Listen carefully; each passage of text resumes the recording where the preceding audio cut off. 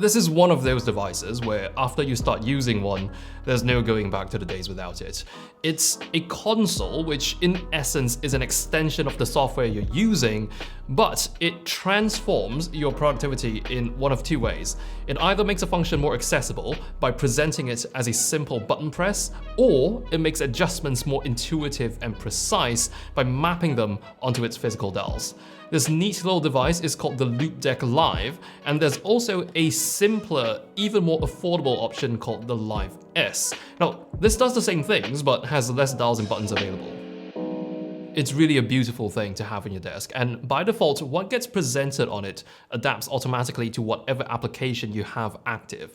It does so by switching between pre-installed profiles for each application, and these profiles are always a very well thought out set of controls, and often they're quite comprehensive. I use my Loupedecks most often with Final Cut Pro, and to give you an idea, this is what Loupedeck's profile for FCP looks like. The functions are categorized into 3 distinct workspaces: editing, color, and audio.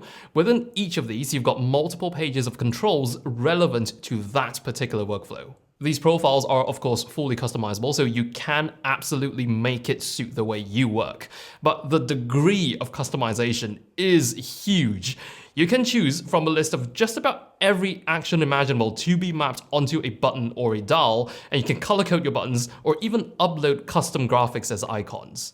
Now, many of these actions are direct instructions to the application and not just a bunch of mouse or keystroke inputs. So if, say, I turn a dial that decreases the saturation on a clip, even if the on-screen controls for saturation aren't currently exposed, simply grabbing the dial and just turning it would still have those adjustments applied. This is part of why it's such a big deal. It's direct, absolute control, and it saves you the process of having to navigate through the on-screen UI.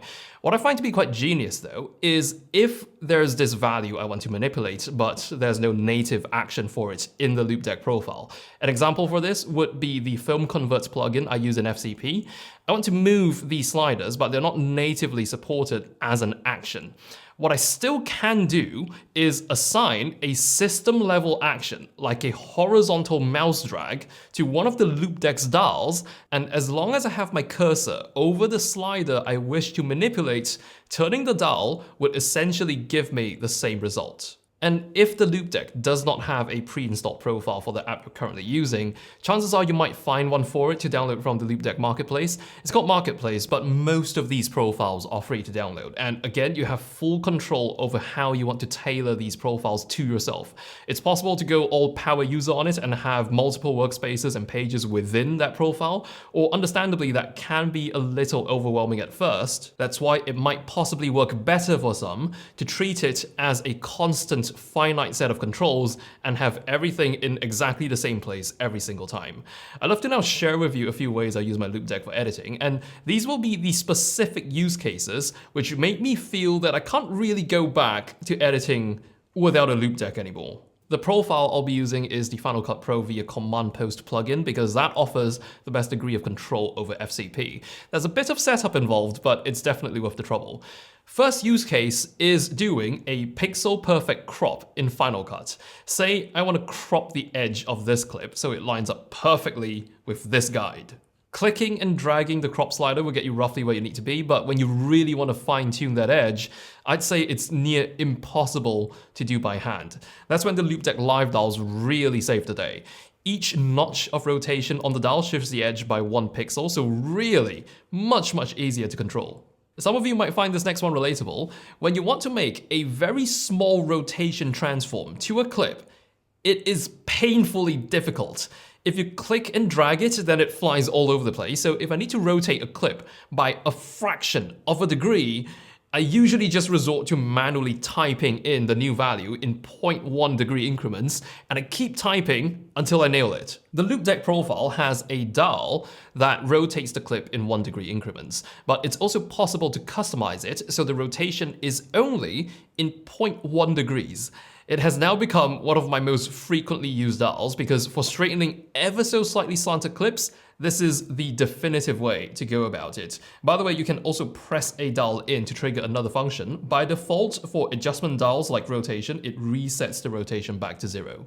These dials also unlock much better ways to not only manipulate your clips, but also your workspace as well.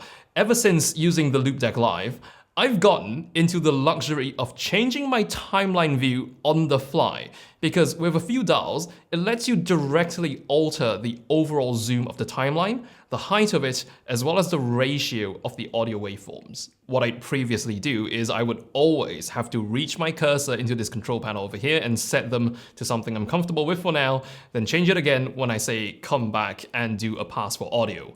It sounds like a very minor convenience upgrade, but it's actually making a huge difference in terms of not pulling you out of the rhythm in the middle of an edit. Some of these other actions are quite self-explanatory, like changing FCP workstations with a single tap, or instead of sifting through a bunch of tabs, hunting down, then dragging a basic title onto my timeline, I can just push a button on my Loupedeck to make that happen. But one workflow hack I did not know was possible is adjusting clips while in full screen preview mode.